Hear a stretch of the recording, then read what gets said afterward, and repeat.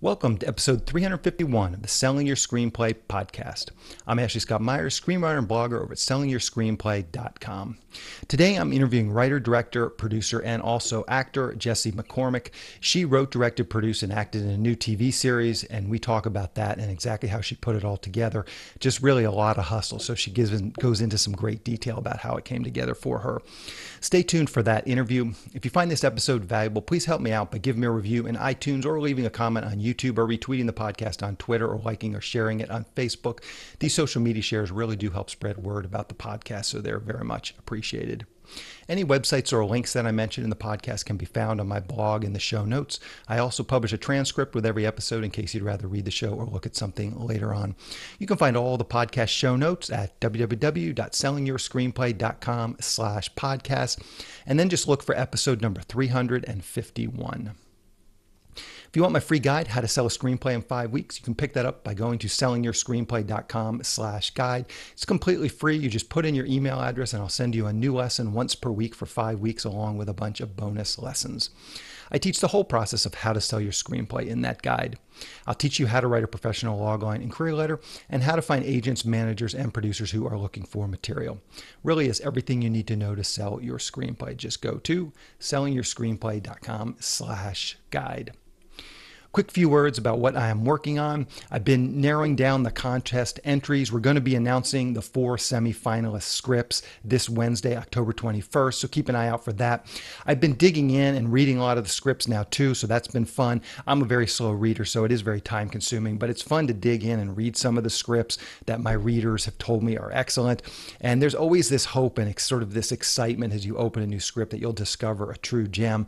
And hopefully I will. I think there's a lot of scripts that have come through that my readers did like, and I'm looking forward to reading them and figuring out the gem. As I mentioned last couple weeks, the industry judges have been reading the scripts and I've been getting feedback for them, so everything's working well. And as I said, we're going to be making that announcement on October 12th, Wednesday, October 21st for the semifinalist.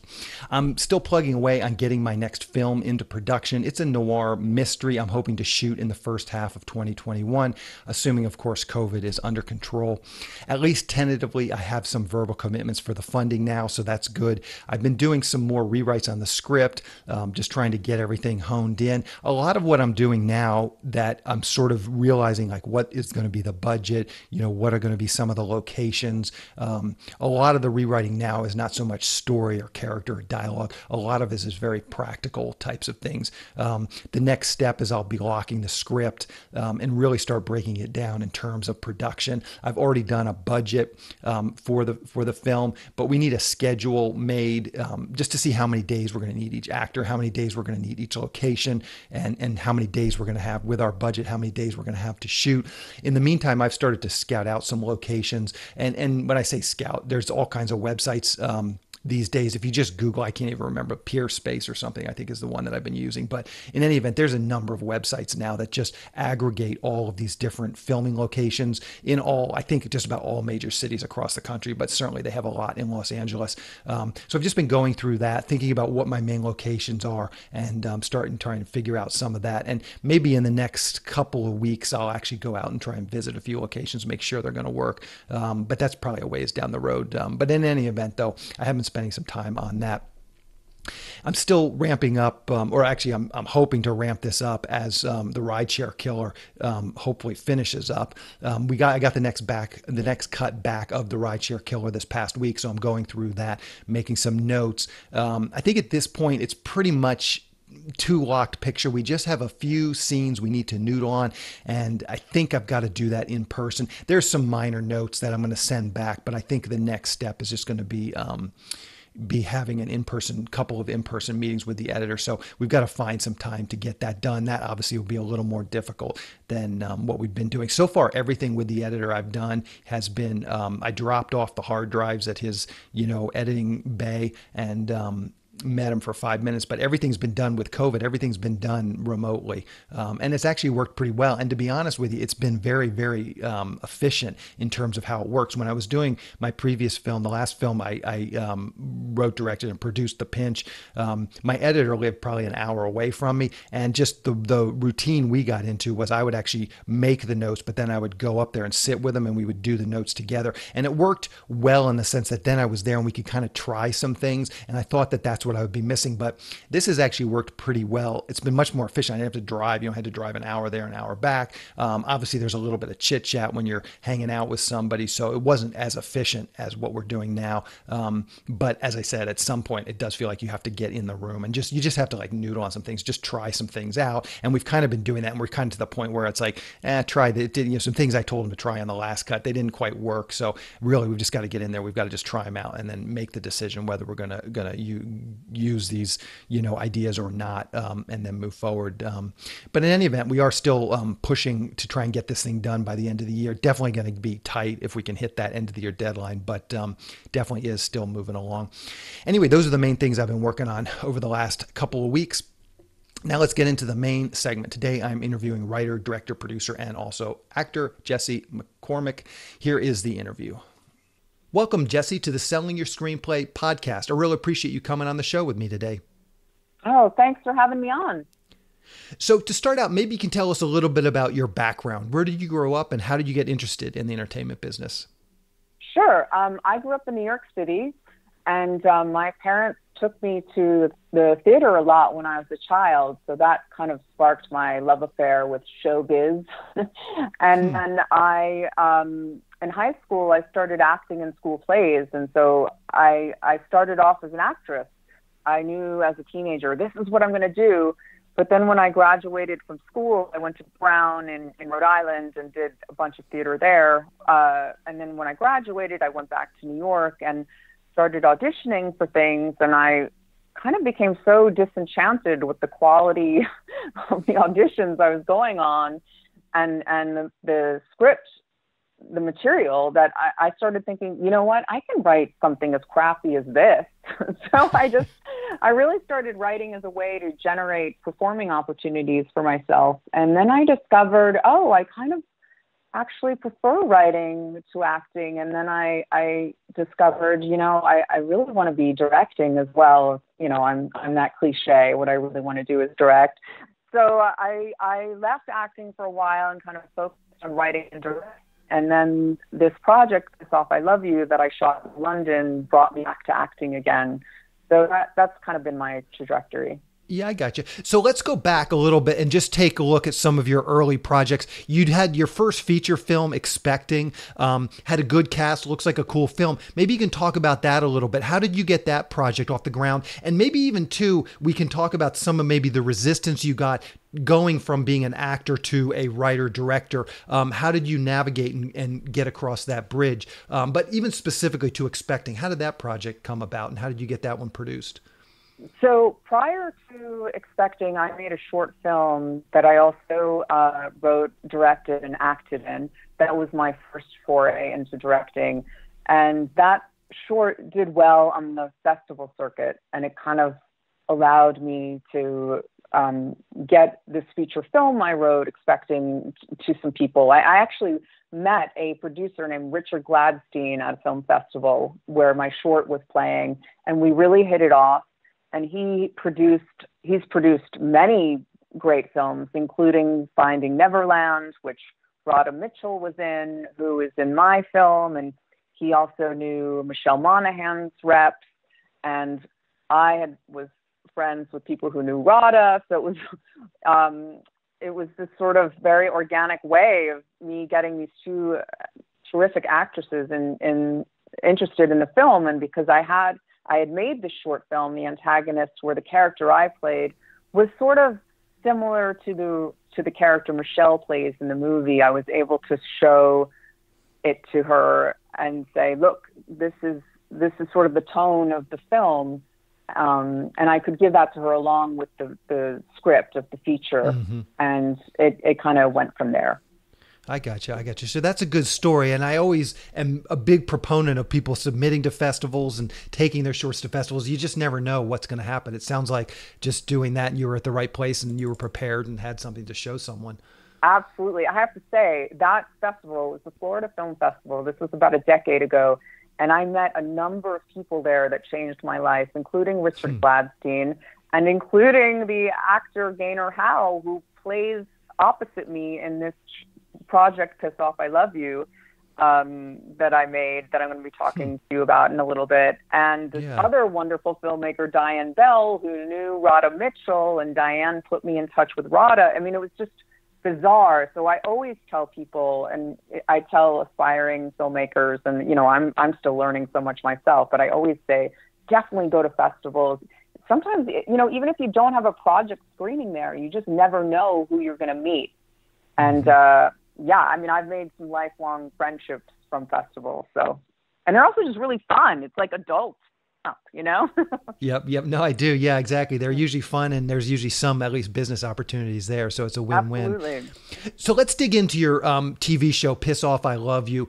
Maybe you can talk about that one. Maybe to start out, just give us a quick pitch or log line for it. What is that show all about? So I play a sort of down and out TV host, a New Yorker, and I am a New Yorker myself, so it wasn't much of a stretch.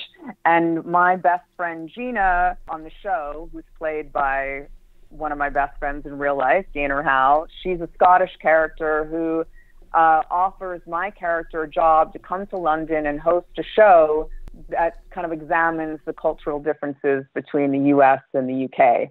And when my character arrives in London, it turns out that Gina, who's producing the show, neglected to tell me that the budget of our show, so there's the show within the show, has been slashed. So I'm forced to stay in a flat with her and her two twin girls and her estranged English husband, Hugh, who can't afford to move out. So we're all under this one roof together, and it's a little claustrophobic going on there.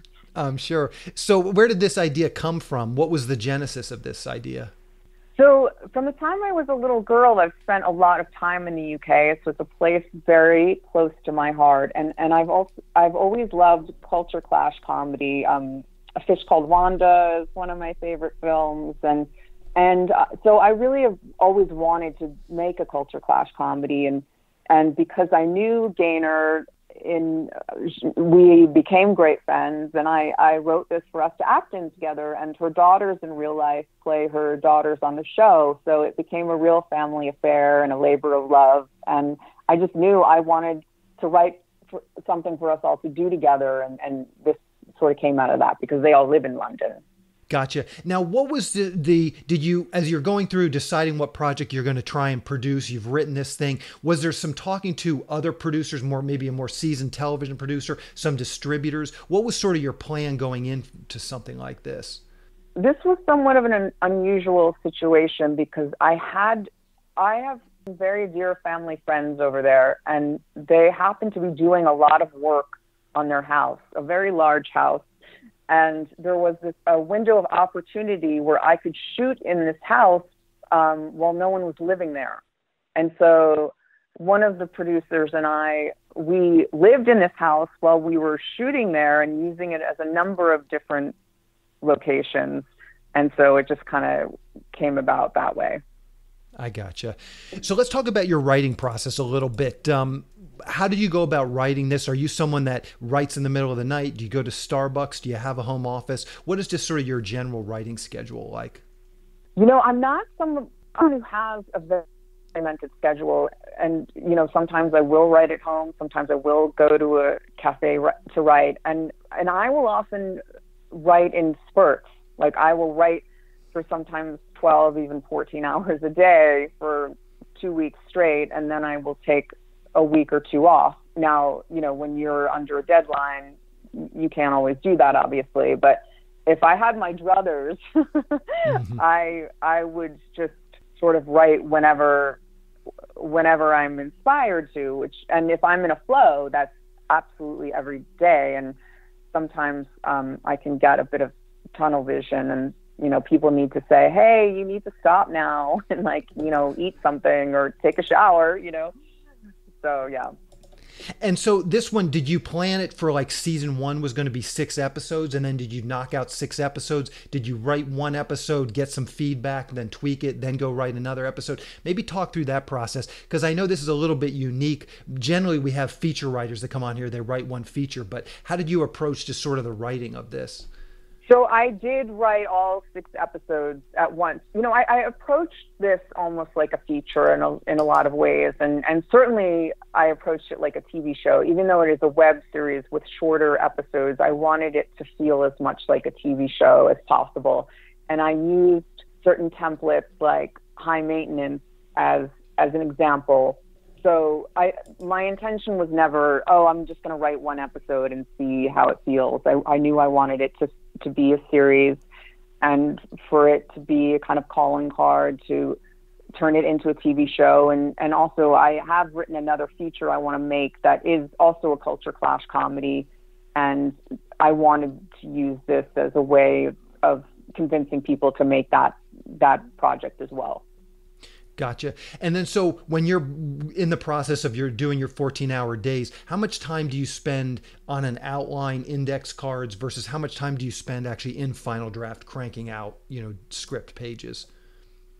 I do spend a fair amount of time on outlines before I start writing. I will admit that I often have to stop myself from just writing dialogue when I am at the outline stages, but I also feel like, if I'm feeling inspired to write dialogue right now, then I'm just going to let myself go ahead and do that. And sometimes it ends up not going in, obviously, but I am a big proponent of outlines. And when I first started writing, I didn't really use them, and I would inevitably hit a wall, like, at the midpoint of a script. And now I really swear by outlines, and it doesn't mean I will stick to them, but I spend a lot of time on the outlines so that by the time I sit down and actually write the script, it does kind of flow out of me.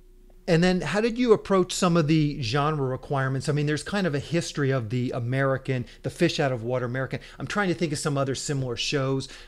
We always like to, do something, put a new original spin on things. There was an Amazon show where an American guy goes over there and has a one-night stand, and I can't remember the name of the show, but I was watching Fleabag. Yeah, I was watching Fleabag. It sort of sounds similar. I think that's on Amazon. I think Catastrophe is the name of the show you're thinking of. Catastrophe, correct. Yeah. So how did you go about just, sort of playing into some of these tropes, but also trying to do something original? Well, you named 2 shows that I absolutely love, Catastrophe and Fleabag, but I had actually written this show prior to having seen either one of those shows. And this really only happened because I met this woman, Gaynor, and she and her daughters inspired me to write this show because we shot some of it in her flat. I knew of other locations I could use. So it was it's very unusual for a writer to know, okay, I'm writing it for these actors. I know I'm going to be able to shoot in these locations. And that is really what inspired me more than anything else. But that is fairly unusual. And then when I watched Catastrophe and Fleabag, I felt like, I was really knocked back that, culture clash comedy, particularly with Catastrophe, it's making a comeback. So I was excited about that because I feel like we hadn't seen that for quite a while. And it's just a genre that I love so much. And that's why I wanted to make the show, because I feel like I wasn't seeing that out there. Yeah. What does your development process look like for something like this? You wrote your 6 episodes. It sounds like you had some of these actors already in mind. Were you giving them episodes before you finished all 6? And what kind of feedback did you get, and how do you ultimately interpret that feedback?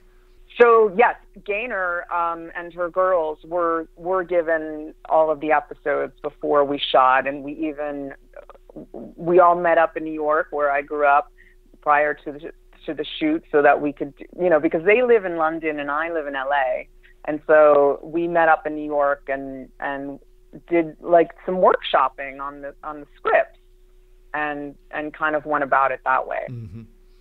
I gotcha. Perfect. So then what was your next step? You had some scripts that you had wrote, you're happy with. What was your next step to actually going out and raising some of the money for this? So some of it is definitely my own money, you know, and Mm-hmm. I was able to solicit a few other private donations, but the other thing about this show that you know, it's important to share with people is that I didn't pay my friend and her kids, and I wasn't paid, and we were able Mm-hmm. to get so many locations for free because I have spent so much time over there, and I have a lot of dear friends over there.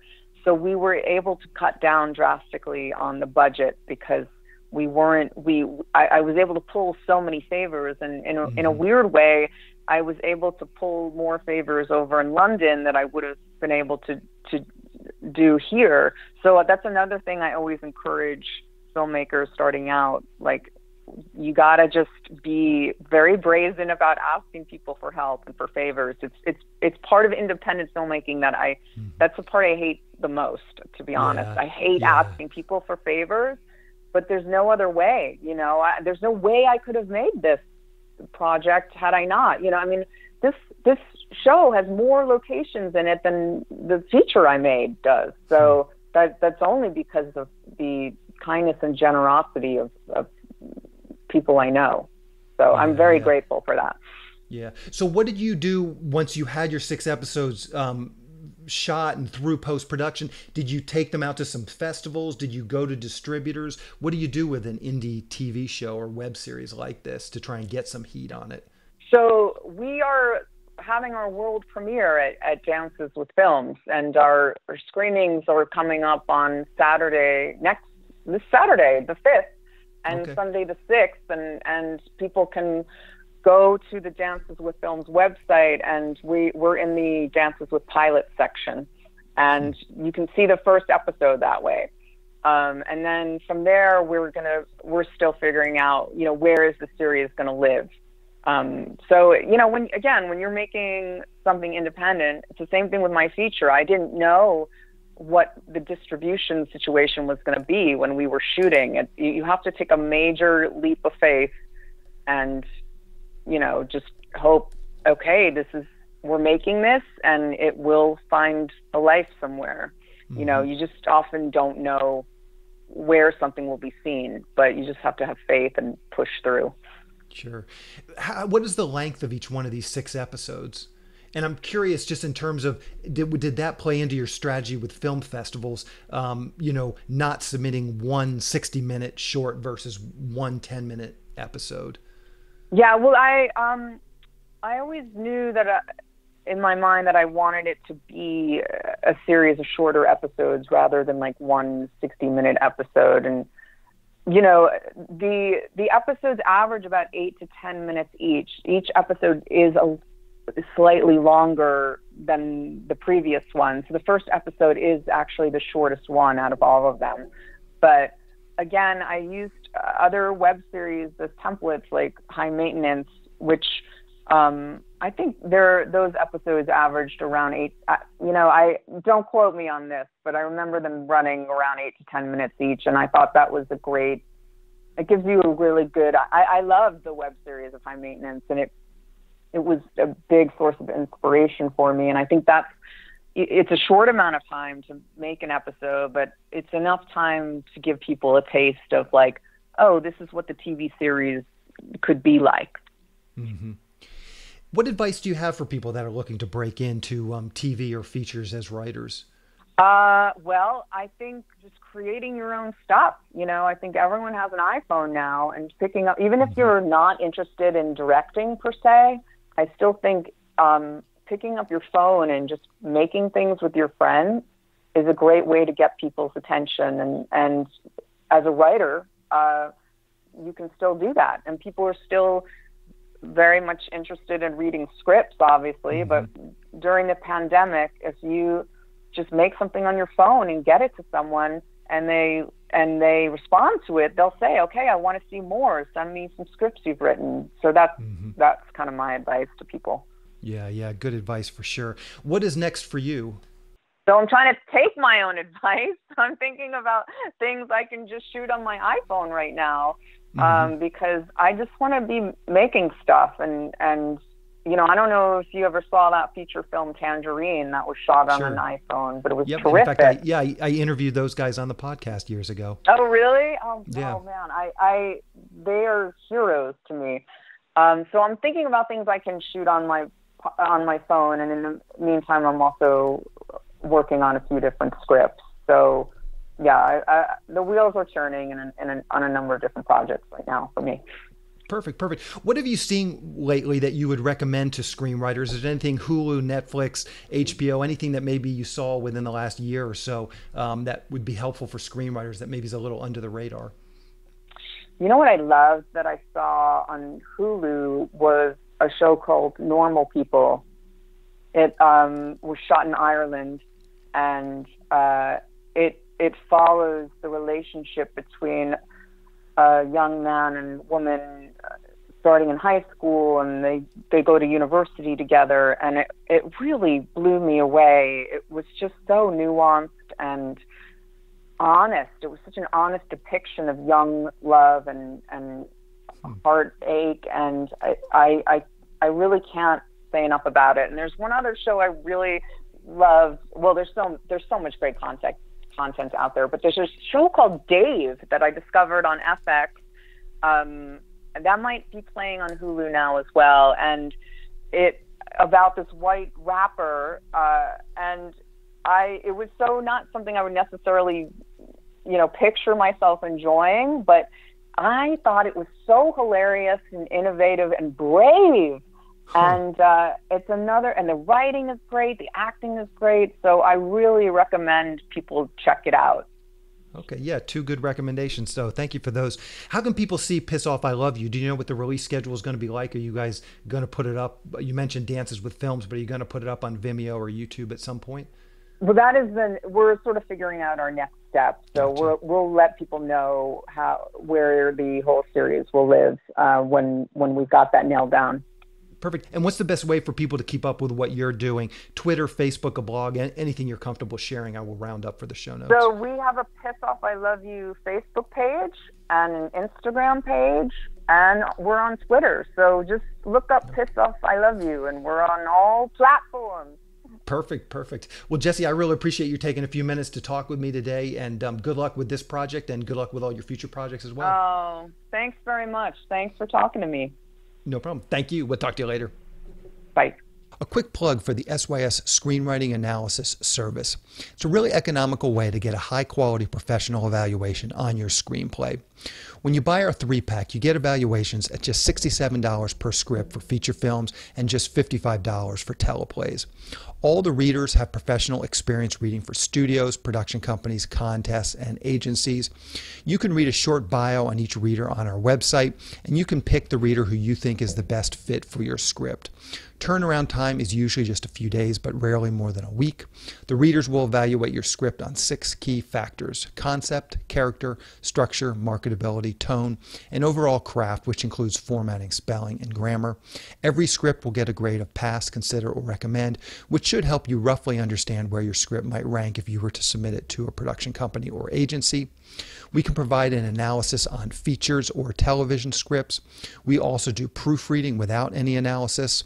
We will also look at a treatment or outline and give you the same analysis on it. So if you're looking to vet some of your project ideas, this is a great way to do it. We will also write your logline and synopsis for you. You can add this logline and synopsis writing service to an analysis, or you can simply purchase this service as a standalone product. As a bonus, if your screenplay gets a recommend or a consider from one of our readers, you get to list the screenplay in the SYS Select database, which is a database for producers to find screenplays and a big part of our SYS Select program. Producers are in the database searching for material on a daily basis. basis. So it's another great way to get your material in front of them. As a further bonus, if your script gets a recommend from one of our readers, your screenplay will get included in our monthly Best Of newsletter. Each month we send out a newsletter that highlights the best screenplays that have come through our script analysis service. This is a monthly newsletter that goes out to our list of over 400 producers who are actively looking for material. So again, this is another great way to get your material out there. So if you want a professional evaluation of your screenplay at a very reasonable price, check out www.sellingyourscreenplay.com/consultants. Again, that's sellingyourscreenplay.com/consultants. On the next episode of the podcast, I'm going to be interviewing writer-director Will Wernick. He just wrote and directed the thriller feature No Escape. It's another very timely film about a social media personality who goes to Russia for the ultimate escape room experience.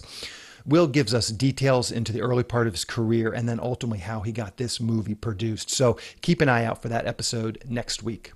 That's our show. Thank you for listening.